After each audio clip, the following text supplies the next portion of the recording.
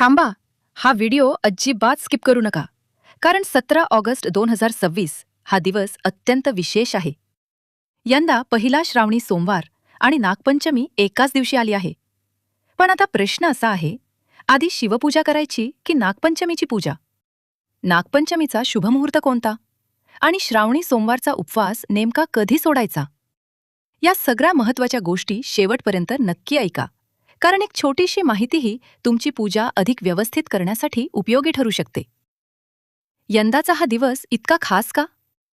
वैदिक पंचांगानुसार 13 ऑगस्ट 2026 पासून श्रावण महिना सुरू झाला आहे.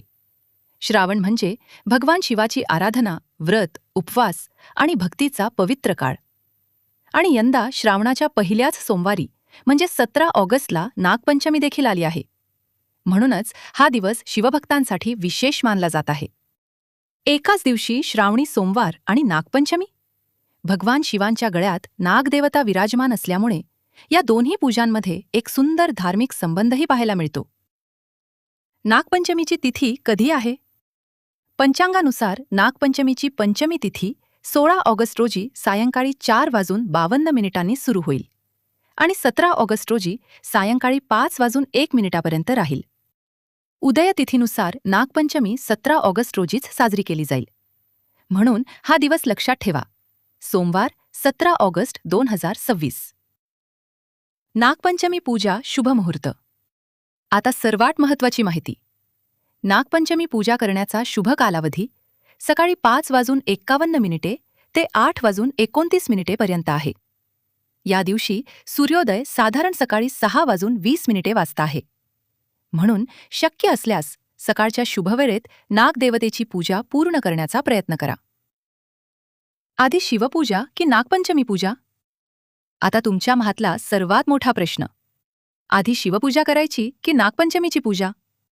दिलेल्या पूजा पद्धतीनुसार सकाळी स्नान करून सर्वप्रथम भगवान शिवांची पूजा करा. शिवलिंगाला जलाभिषेक करा, बेलपत्र अर्पण करा, श्रावणी सोमवारची शिवामूठ तांदूळ अर्पण करा आणि श्रद्धेने ओम नमः शिवाय या मंत्राचा जप करा. त्यानंतर नागपंचमीच्या शुभमुहूर्तात नागदेवतेची पूजा करा. नागदेवतेला नमस्कार करा, पूजा करा, नैवेद्य दाखवा आणि आरती करा. मात्र एक गोष्ट खूप महत्त्वाची, तुमच्या घरची कुलपरंपरा, कुलाचार किंवा स्थानिक प्रथा वेगळी असेल तर तिलाच प्राधान्य द्या. पूजा करण्याची सोपी पद्धत म्हणजेच पूजा अशी ठेवू शकता. पहिले भगवान शिवांची पूजा, दुसरे शिवलिंगावर जलाभिषेक, बेलपत्र आणि शिवामूठ अर्पण, तिसरे ओम नमः शिवायचा जप, चौथे नागदेवतेची पूजा आणि त्यानंतर संध्याकाळी पुन्हा भगवान शिवांची पूजा आणि आरती करून सोमवारचे व्रत पूर्ण करा. उपवास कधी सोडायचा? आता सर्वात जास्त गोंधळ असलेला प्रश्न. पंचमी तिथी 5:01 वाजता संपते. मग त्याच वेळी उपवास सोडायचा का? याचे उत्तर आहे, तिथी संपताच उपवास सोडणे बंधनकारक नाही. श्रावणी सोमवारचा उपवास आपल्या घरच्या धार्मिक परंपरेनुसार संध्याकाळी शिवपूजा आणि आरती झाल्यानंतर सोडता येतो.